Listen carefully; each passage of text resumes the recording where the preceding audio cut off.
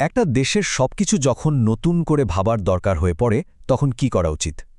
আজ আমরা ঠিক এরকমই একটা সাহসী পরিকল্পনা নিয়ে কথা বলবো, যা দি আর্কিটেক্টস অফ টুমরো নামের একটি বই থেকে নেওয়া হয়েছে। চলুন দেখি কিভাবে একটি জাতির ভাগ্য বদলানোর কথা বলা হয়েছে এখানে। দেখুন, গুরু দেলোয়ার হোসেনের লেখা এই বইটা কিন্তু শুধু সমস্যার কথা বলে থেমে থাকেনি, বরং এটাকে বলা যেতে পারে পরিবর্তনের একটা পূর্ণাঙ্গ ইশতেহার। লেখক এখানে একটা নতুন রাষ্ট্র তৈরির কথা বলছেন, যার ভিত্তি হবে আস্থা আর সমৃদ্ধি। তো বইটার মূল কথা হলো, একটা জাতি হিসেবে আমরা এখন এমন এক জায়গায় এসে দাঁড়িয়েছি যেখান থেকে বড় ধরনের একটা পরিবর্তন দরকার, মানে একটা মৌলিক পুনর্মূল্যায়নের সময় এসে গেছে। আজকের আলোচনায় আমরা প্রথমে দেখব মূল সমস্যাগুলো ঠিক কী কী। তারপর আমরা ধাপে ধাপে জানব প্রস্তাবিত সমাধানগুলো সম্পর্কে, আর এর পেছনের কৌশলগুলো নিয়েও কথা বলব। আচ্ছা, তাহলে চলুন একটু গভীরে যাওয়া যাক। যে কোনো সমাধানের আগে তো সমস্যাটা ঠিকভাবে বুঝতে হবে, তাই না? এই বইটিতেও ঠিক সেটাই করা হয়েছে। দেশের মূল সমস্যাগুলো আগে চিহ্নিত করা হয়েছে। বইটাতে বলা হচ্ছে, দারিদ্র্য, সিস্টেমের মধ্যে গেড়ে বসা দুর্নীতি, সামাজিক অবিচার আর ভয়াবহ বৈষম্যের মতো সমস্যাগুলোই আমাদের যেন আটকে রেখেছে। আর ঠিক এই কারণেই একটা আমূল পরিবর্তনের কথা বলা হচ্ছে। সমস্যাগুলো তো না হয় বোঝা গেল, কিন্তু এর সমাধান করে আমরা ঠিক কোথায় পৌঁছাতে চাই? আমাদের চূড়ান্ত লক্ষ্যটা কি? চলুন এবার এই পরিকল্পনার সেই শেষ উদ্দেশ্যটা দেখিনি। লক্ষ্যটা কিন্তু একদম পরিষ্কার, আর বলতে পারেন বেশ উচ্চাকাঙ্ক্ষী।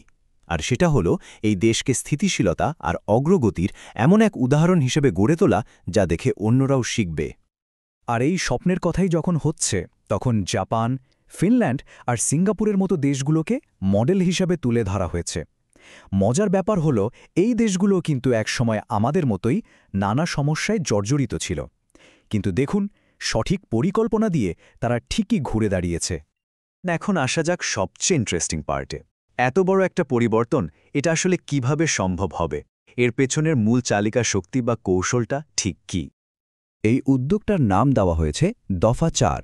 এর মূল কাজ হল অর্থনৈতিক সুশাসন আর স্থিতিশীলতা নিশ্চিত করা।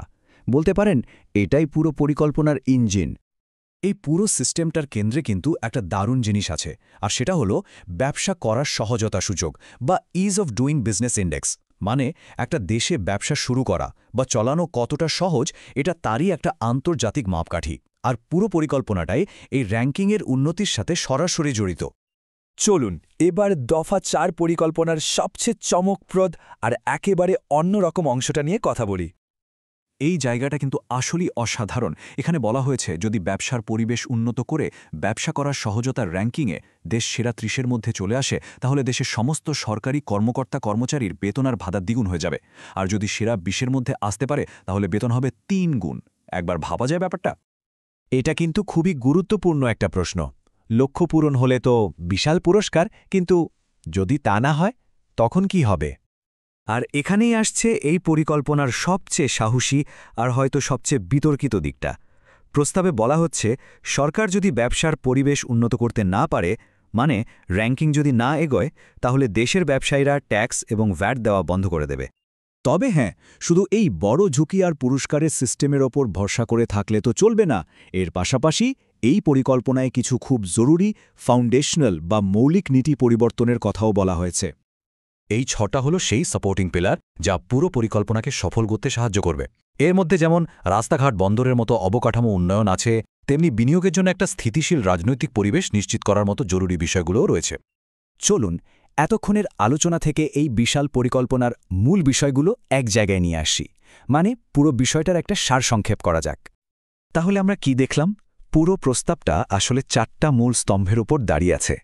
প্রথমত, সমস্যাগুলো ঠিকঠাকভাবে চিহ্নিত করা। দ্বিতীয়ত, ভবিষ্যতের জন্য একটা পরিষ্কার লক্ষ্য ঠিক করা। তৃতীয়ত, সেই লক্ষ্যে পৌঁছানোর জন্য দফা ৪-এর মতো একটা শক্তিশালী ইঞ্জিন তৈরি করা। আর সবশেষে সেই ইঞ্জিনটাকে সচল রাখার জন্য একটা মজবুত ভিত্তি তৈরি করা। এই পুরো আলোচনার শেষে একটা বড় প্রশ্ন কিন্তু থেকেই যায়, ঝুঁকি আর পুরস্কারের এমন একটা অন্যরকম সিস্টেম দিয়ে কি আসলেই একটা দেশের ভবিষ্যৎকে নতুন করে গড়া সম্ভব? এটা কিন্তু আমাদের সবাইকে ভাবার মতো একটা বিষয়।